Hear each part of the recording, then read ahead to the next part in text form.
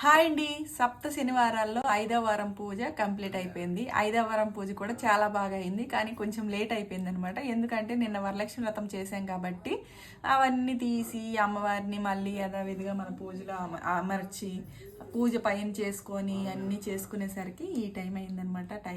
పూజ వచ్చేసి చాలా బాగా జరిగింది. పూజ ప్రశాంతంగా జరిగింది. ఈరోజు వచ్చేసి రండి చూపిస్తాను పూజ ఎలా జరిగింది ఏంటనేది. చూసేసేయండి. ఫస్ట్ అమ్మవారికి చూపి పైన అమ్మవారు నిన్న పూలదండ వేసాము, ఇంకా ఫ్రెష్గా ఉందని తీయలేదనమాట. పైన అమ్మవారికి పొద్దున్నే పూజ అయిపోయింది 6:30కి. ఇంక కింద అన్ని రెడీ చేసుకొని చేసేసరికి ఈ టైం అయిందనమాట. ఎప్పటిలాగే స్వామివారి ఫోటో, తులసి మాల, ఈరోజు వచ్చేసి కనకాంబరాల మాల అయితే వేశాను. తర్వాత చెంకు చక్రాల దీపాలు, ఇక్కడ వచ్చేసి వినాయకుడు, తర్వాత ఇక్కడ కూడా పసుపు ముద్దతో వినాయకుడిని చేసి బెల్లం ముక్క ప్రసాదంగా పెట్టాము.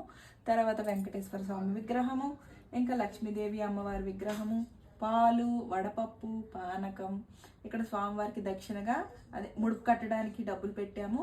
ప్రతి వారం ఎలా పెడుతున్నాము అలానే తాంబూలం, ఇంకా పిండి దీపాలు 7 పిండి దీపాలు పెట్టామన్నమాట.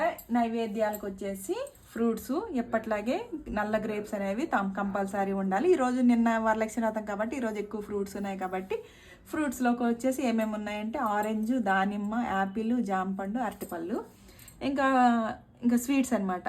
స్వీట్స్లోకి వచ్చేసి ఒక 5 రకాల స్వీట్స్. తర్వాత కంపల్సరీ ఉండవలసింది చిమ్మిలి ఉండలు, నల్ల చిమ్మిలి ఉండలు, నువ్వులు ఉండలు, తర్వాత సలివిడి. ప్రసాదంకి వచ్చేసి రవ్వ కేసరి చేశాను. ఇలా జరిగిందనమాట పూజ అయితే చాలా బాగా జరిగింది. చూడండి ఎంత బాగా జరిగిందో. ఈ పూజలో ఏదైనా మిస్టేక్ ఉంటే కమెంట్ చేయండి.